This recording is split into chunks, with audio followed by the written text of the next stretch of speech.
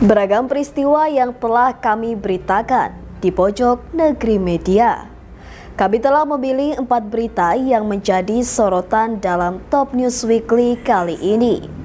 Langsung saja di informasi pertama, Presiden Iran Masoud Pezeshkian memecat 1 dari 12 wakil presiden atas perjalanan mahal ke Antartika.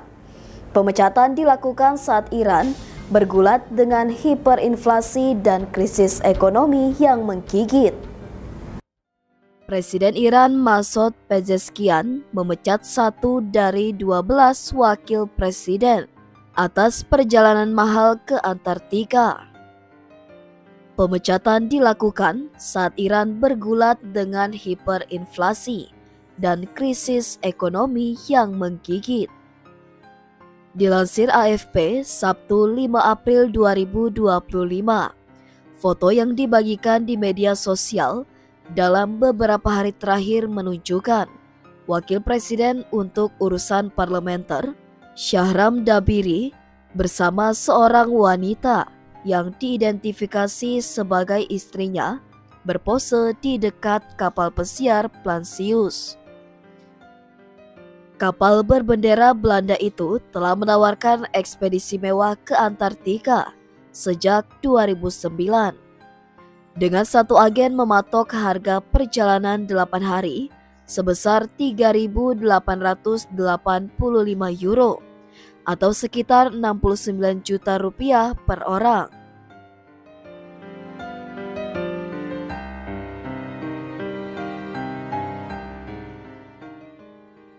Dabiri merupakan seorang dokter berusia 64 tahun dan orang kepercayaan dekat Pezeshkian. Dia telah ditunjuk menduduki jabatan tersebut pada bulan Agustus 2024. Pemerintah menghadapi kritik keras setelah foto Dabiri tersebut dipublikasikan. Beberapa pendukung Pezeshkian mendesaknya untuk segera mencopot pejabat tersebut. IRNA akhir bulan lalu mengutip sumber di kantor Dabiri yang mengatakan bahwa dia telah melakukan perjalanan tersebut sebelum memegang jabatan pemerintahan. Kontroversi tersebut merupakan pukulan besar lainnya bagi Pezeshkian yang terpilih tahun lalu dengan janji untuk menghidupkan kembali perekonomian dan meningkatkan kehidupan sehari-hari warga negaranya. Pada awal Maret 2025, Menteri Ekonomi Iran Abdol Nasser Hemmati diberhentikan oleh parlemen di tengah depresiasi tajam mata uang nasional terhadap dolar dan inflasi yang melonjak. Sebagai informasi, Presiden Iran saat ini memiliki 12 orang wakil. Setiap wakil memiliki peran seperti urusan parlemen, urusan anggaran, urusan veteran, urusan energi hingga urusan perempuan dan keluarga. Selain itu, Presiden Iran juga dibantu oleh 19 menteri, seorang sekretaris kabinet, serta seorang kepala staf.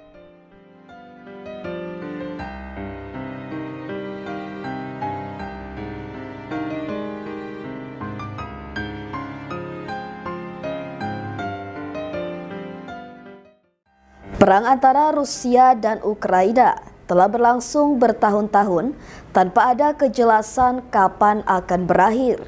Berikut ini penjelasan mendalam mengenai berbagai alasan mengapa Rusia dianggap sebagian pengamat tidak mungkin kalah dalam konflik melawan Ukraina. Dilihat dari berbagai sudut pandang strategis, militer, ekonomi, geopolitik, dan sejarah. Perang antara Rusia dan Ukraina telah berlangsung bertahun-tahun tanpa ada kejelasan kapan akan berakhir. Meski demikian, banyak pihak memprediksi Rusia yang akan muncul sebagai pemenangnya. Berikut ini penjelasan mendalam mengenai berbagai alasan mengapa Rusia dianggap sebagian pengamat tidak mungkin kalah dalam konflik melawan Ukraina. dilihat dari berbagai sudut pandang strategis, militer, ekonomi, geopolitik, dan sejarah. Perlu dicatat, ini bukan bentuk dukungan terhadap perang atau kekerasan, melainkan kajian analitis dari faktor-faktor yang dianggap membuat Rusia sangat sulit dikalahkan dalam konflik ini. 1. Kekuatan militer konvensional Rusia. Rusia adalah pewaris utama kekuatan militer Uni Soviet, dengan salah satu angkatan bersenjata terbesar dan paling berpengalaman di dunia. Rusia memiliki lebih dari 1 juta personel militer aktif dan cadangan dalam jumlah besar. Ukraina memiliki pasukan yang kuat, namun secara kuantitas tetap kalah jauh. Rusia memiliki gudang senjata yang luas, termasuk artileri berat, tank seperti T-90, jet tempur, Su-35, Su-57, dan sistem pertahanan udara S-400. Rusia mampu memproduksi sebagian besar peralatan perangnya sendiri tanpa tergantung pada impor, berbeda dengan Ukraina yang sangat tergantung pada bantuan luar negeri. 2. Kekuatan nuklir. Salah satu alasan paling kuat mengapa Rusia dianggap tidak mungkin kalah adalah karena ia memiliki arsenal nuklir terbesar di dunia. Rusia memiliki sekitar 6.000 hulu ledak nuklir dan kemampuan meluncurkannya melalui berbagai platform, ICBM atau Intercontinental Ballistic Missile, SLBM, Submarine Launch Ballistic Missiles, dan bomber strategis. Ancaman penggunaan senjata nuklir, meskipun secara etis dan moral sangat dikecam, tetap menjadi alat tawar yang sangat kuat dalam geopolitik. NATO dan Amerika Serikat sangat berhati-hati agar tidak memprovokasi Rusia hingga titik yang bisa memicu eskalasi nuklir. 3. Dukungan domestik dan ketahanan politik. Presiden Vladimir Putin telah mengkonsolidasikan kekuasaan dalam negeri secara efektif. Dukungan terhadap operasi militer khusus di Ukraina telah dipupuk melalui kontrol media dan narasi nasionalisme. Tidak adanya oposisi politik kuat. Banyak tokoh oposisi ditangkap atau dibungkam. Pemerintah Rusia mengontrol media utama dan platform online, sehingga membentuk opini publik sesuai kebijakan negara. Rusia telah mengembangkan sistem yang tahan terhadap sanksi sejak 2014, dengan peningkatan ketahanan pangan dan diversifikasi perdagangan. 4. Cadangan sumber daya alam yang luar biasa. Rusia adalah salah satu negara terkaya dalam sumber daya alam. Rusia adalah salah satu eksportir gas alam terbesar di dunia. Meski Eropa mengurangi ketergantungannya, Rusia tetap bisa menjual ke Asia seperti Cina dan India, termasuk uranium, titanium, nikel, dan aluminium. Rusia adalah salah satu eksportir gandum terbesar di dunia. Sumber daya ini tidak hanya menopang ekonomi domestik, tetapi juga menjadi alat tekanan geopolitik terhadap negara-negara lain. 5. Ketergantungan dunia pada Rusia. Meskipun banyak negara barat telah menjatuhkan sanksi, Rusia tetap memiliki mitra dagang strategis seperti Cina, India, Iran, dan negara-negara di Asia Tengah, Afrika, dan Amerika Latin. India dan Cina tidak memihak barat. Keduanya tetap membeli minyak dan gas dari Rusia. Banyak negara di Afrika dan Asia menganggap konflik ini sebagai konflik barat versus Rusia, dan mereka memilih netral atau bahkan mendukung Rusia secara diam-diam karena alasan ekonomi. 6. Letak geografis dan keuntungan logistik. Rusia memiliki kendali penuh atas logistik internalnya. Ukraina di sisi lain sangat tergantung pada logistik dari negara lain, seperti senjata dari Amerika Serikat dan Uni Eropa yang rentan terhadap perubahan kebijakan atau tekanan politik domestik di negara-negara tersebut. Rusia dapat mengirim pasukan, logistik, dan suplai dengan efisien dan cepat. Sulit bagi pasukan asing untuk melakukan serangan balik ke wilayah Rusia secara langsung. 7. Perang jangka panjang dan strategi menguras. Rusia tampaknya menyiapkan diri untuk konflik jangka panjang dengan mobilisasi bertahap. Tidak semua sumber daya dikerahkan sekaligus, tetapi cukup untuk mempertahankan inisiatif. Ukraina sangat bergantung pada bantuan dari Barat yang memiliki batas waktu tergantung pada sikap politik di masing-masing negara. Jika Amerika Serikat atau Eropa mengalami krisis ekonomi atau perubahan politik, dukungan terhadap Ukraina bisa menurun drastis. 8. Perang informasi dan propaganda. Rusia memiliki jaringan propaganda dan perang informasi yang kuat, baik secara domestik maupun internasional. Melalui berbagai media dan saluran diplomatik, Rusia berusaha mempengaruhi opini publik di negara-negara Barat dan Global South, membingkai konflik sebagai perlawanan terhadap hegemoni Barat, mengangkat isu-isu seperti rusaknya moral Barat, dekadensi, dan anti-Rusia sebagai wacana global. 9. Kelelahan dan keterbatasan Barat. Bantuan Barat, terutama dari Amerika Serikat, bukan tanpa batas.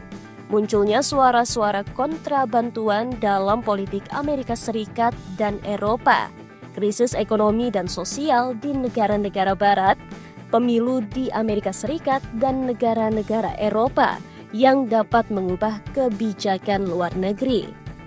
Rusia hanya perlu bertahan cukup lama hingga dukungan terhadap Ukraina melemah dengan sendirinya. 10. Pengalaman perang dan mentalitas bertahan. Rusia sebagai negara pewaris Uni Soviet memiliki sejarah panjang dalam menghadapi invasi dan konflik besar. Pengalaman dari Perang Dunia II atau Patriotic War telah menjadi bagian dari identitas nasional Rusia. Bangsa Rusia memiliki sejarah kelam bertahan dari invasi Napoleon, Nazi Jerman, dan embargo ekonomi. Mentalitas semua dikorbankan demi tanah air ini membuat mereka cenderung tidak menyerah atau mengakui kekalahan bahkan ketika dalam posisi sulit.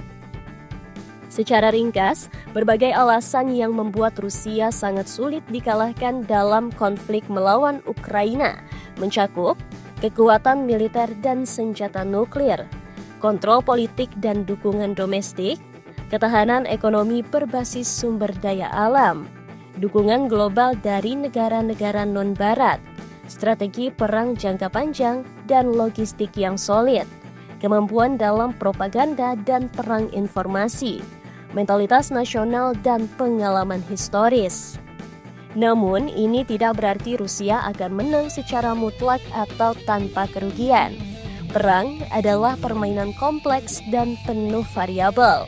Ukraina juga menunjukkan perlawanan heroik yang tak terduga dan berhasil menarik dukungan global secara besar-besaran.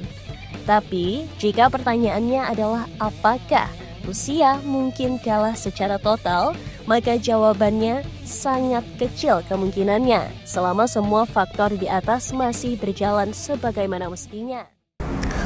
Militer London telah menemukan beberapa perangkat sensor Rusia di lautan yang mengelilingi seluruh Inggris, yang diyakini sebagai upaya untuk memata-matai kapal selam pembawa rudal nuklirnya.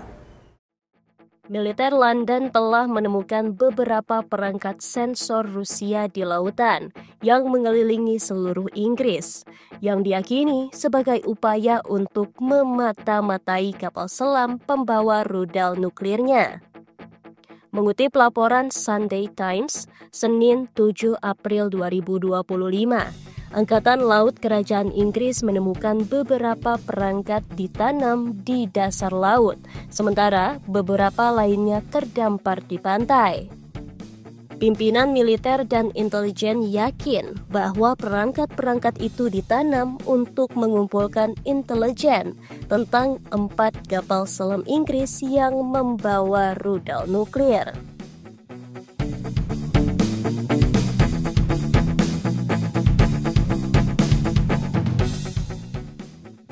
Investigasi 3 bulan yang dilakukan surat kabar tersebut mengatakan telah menemukan kendaraan tak berawak Rusia bersembunyi di samping kabel komunikasi laut dalam.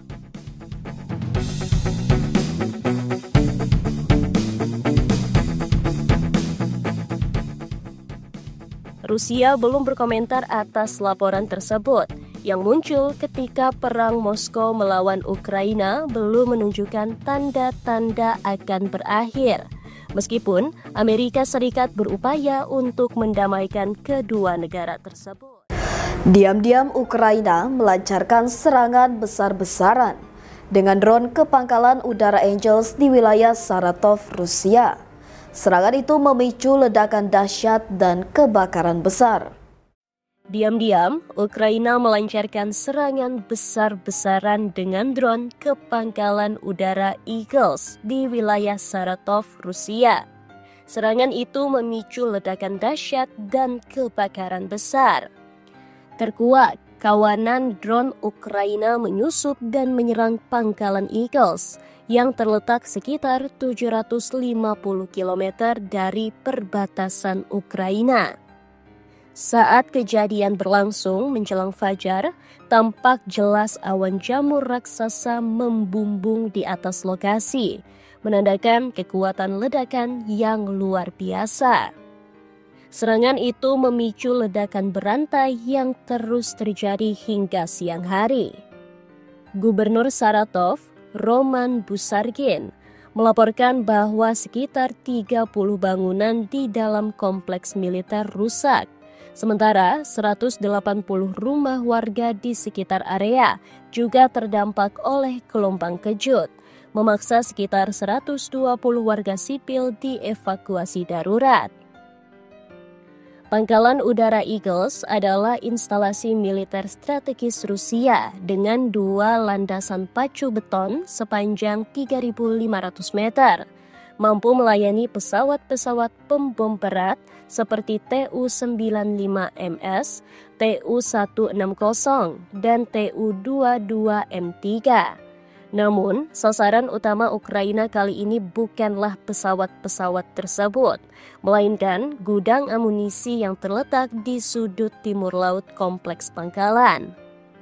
Foto satelit pasca serangan menunjukkan bahwa gudang amunisi tersebut benar-benar hancur lebur, dengan beberapa fasilitas penyimpanan lain juga mengalami ledakan berantai.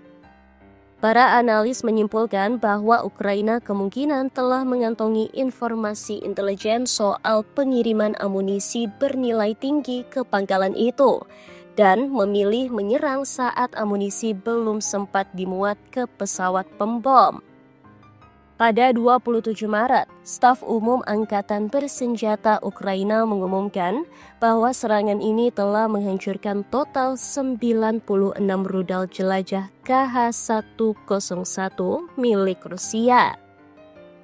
Kerugian tersebut diperkirakan mencapai lebih dari $100 juta Amerika Serikat, setara dengan 2 bulan kapasitas produksi Biro Desain Raduga, pabrik pembuat rudal itu. Selain kehilangan rudal, Rusia juga kehilangan bahan bakar penerbangan dan amunisi lainnya yang disiapkan untuk serangan ke Ukraina. Para pakar memperingatkan bahwa serangan ini kemungkinan besar akan berdampak pada kemampuan pengeboman strategis Rusia dalam beberapa bulan ke depan. Walaupun sebagian fasilitas penyimpanan di area tersebut berada di ruang terbuka, amunisi strategis Rusia umumnya disimpan dalam bangunan beratap, sehingga sulit dideteksi secara langsung oleh satelit. Namun, citra sebelum serangan menunjukkan aktivitas pengangkutan kontainer GK-120 yang diyakini berisi rudal KH-101 ke fasilitas penyimpanan khusus. Indikasi ini memperkuat dugaan bahwa Ukraina mendapat dukungan intelijen dari satelit milik negara-negara Eropa untuk melacak dan mengawasi pergerakan amunisi Rusia secara real-time sebelum akhirnya meluncurkan serangan drone tepat sasaran. Sebelum serangan terjadi, Rusia memiliki setidaknya 2 unit pertahanan udara S-300 atau S-400 yang ditempatkan di sekitar pangkalan Eagles. Namun, salah satunya ditarik belum lama ini kemungkinan untuk memperkuat front lain. Penarikan ini menciptakan celah pertahanan besar yang dimanfaatkan Ukraina untuk menyusun rute penerbangan drone melalui zona buta radar, menembus sistem pertahanan udara Rusia.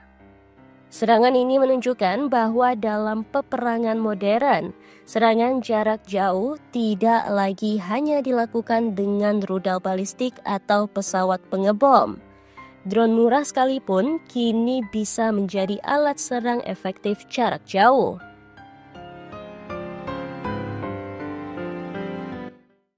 Itu tadi 4 berita yang sudah kita rangkum minggu ini. Jangan lupa untuk komen, like, dan subscribe channel kami, Pojok Negeri Media. Sampai jumpa di Top News Weekly selanjutnya.